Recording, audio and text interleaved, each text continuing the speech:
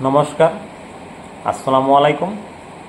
তো আজি আপোনালোকলৈ লৈ আহিছোঁ অৰুণোদয় 3.0 বিষয়ে কিছু ইনফৰমেশ্যন।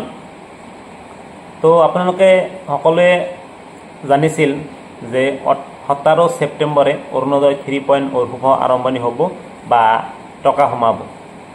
তো এতিয়া হেতু ডেটটো চেঞ্জ হৈছে। এতিয়া 25 ছেপ্টেম্বৰে অৰুণোদয় 3.0 শুভ আৰম্ভণি হ'ব বা টকা সোমাব।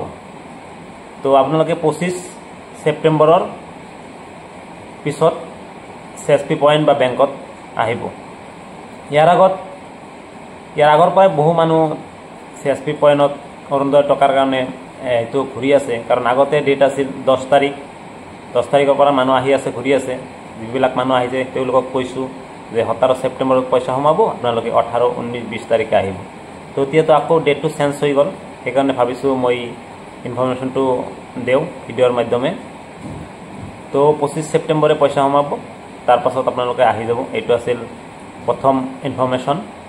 আৰু দ্বিতীয়তে, কোনে কোনে অৰুণোদয় পইচা পাব, কোনে কোনে নাপায়, সেইটোৰ বিষয়ে কৈছোঁ।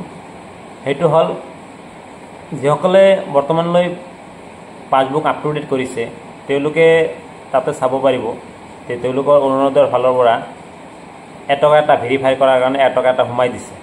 তো যিসকলৰ এটকা সোমাইছে তেওঁলোকৰ কোনো অসুবিধা নাই, তেওঁলোকে অৰুণোদয়ৰ টকা পোৱাটো নিশ্চিত।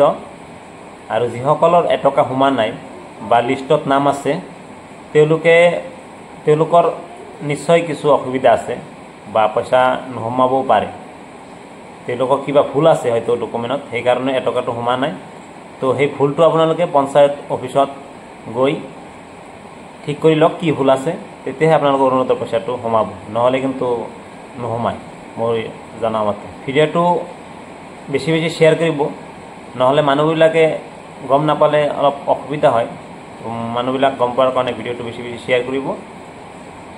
তো আজিলৈ ইমানতে, ধন্যবাদ।